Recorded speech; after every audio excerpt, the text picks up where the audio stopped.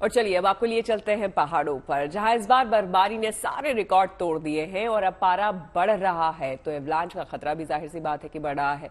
ऐसे में कोशिश एवलांच के बीच जिंदगियां बचाने की भी यहां हो रही है। दरअसल जो बर्फ बेहद खूबसूरत नजर आती है, तापमान बढ़ने के बाद जब वो फिसलती है तो जानलेवा बन जाती है और इस स्थिति में रेस्क्यू मुश्किल होता है। लेकिन इसी मुश्किल को आसान बनाने के लिए सेना के एक जवान कोशिश कर रहे हैं।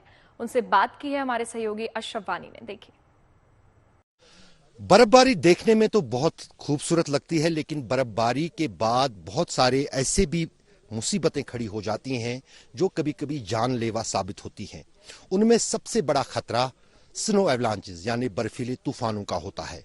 अगर हम मात्र सेना की बात करें, सबसे ज्यादा जो कैजुअलिटीज आर्मी में होती है वो स्नो एवलांचेस की वजह से ही लाइन ऑफ कंट्रोल के इलाकों में या फिर सियाचिन में होती हैं। हमारे साथ देश के एक माने जाने रेस्क्यूअर जो हैं कर्नल हेमचंद्रा जी हैं। उन्होंने कई सारे रेस्क्यूज जो हैं देश में किए हैं, न सिर्फ सेना के बल्कि सिविलियंस के, जब ये बर्फीले तूफान आते हैं। बर्फीले तूफान होते क्या है, कैसे ये आ जाते हैं और किस तरह से इतनी ज्यादा जो है क्षति पहुंचाते हैं, न सिर्फ प्रॉपर्टी को बल्कि लोगों की जानें भी जाती हैं, उन्हीं से जानेंगे। सर, सबसे पहले हेमचंद्रा जी, हम ये जानना चाहेंगे व्हाट इज स्नो एवलांच, बर्फीला तूफान होता क्या है? बेसिकली जब हम एवलांच की बात करते हैं, बेसिकली अवधाव जो है ये बर्फ का एक बड़ा खंड होता है जो तेजी से पहाड़ों से नीचे की तरफ को आता है।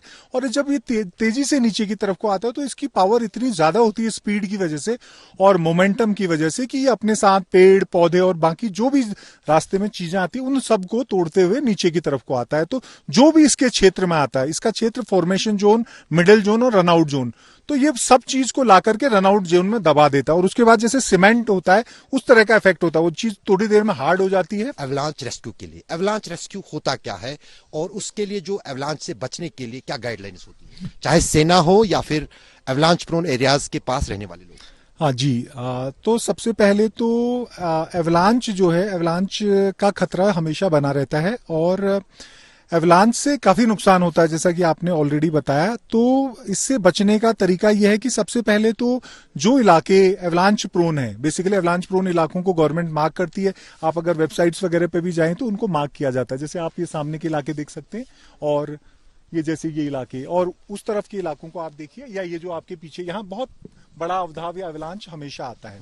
तो यहाँ पर ध्यान में रखने वाली बात है कि इस एवलांच क्षेत्र के नीचे के इलाकों में जो है आपने घर वगैरह नहीं बनाना है, हरकत नहीं करनी है। जब कभी भारी हिमपात हो जाता है तो आपने लगभग 48 घंटों तक उस इलाकों में हरकत नहीं करनी है। तो एवलांच रेस्क्यू का बेसिकली मतलब है कि जब एवलांच में कोई व्यक्ति फंस जाता है तो आप उसको कितनी तेजी से अलग अलग इक्विपमेंट के माध्यम से और प्रोडिंग के माध्यम से या शावल वगैरह के माध्यम से तेजी से खुदाई करके तेजी से अगर उसको बाहर निकाल के बचा पाते हैं तो उसको हम एवलांच रेस्क्यू बोलेंगे।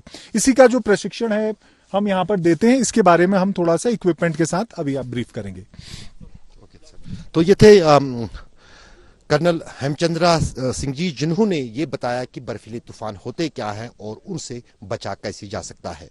कहीं ना कहीं जो है वो बचाव ही जो है सबसे बड़ा रास्ता होता है एवलांच से बचने के लिए।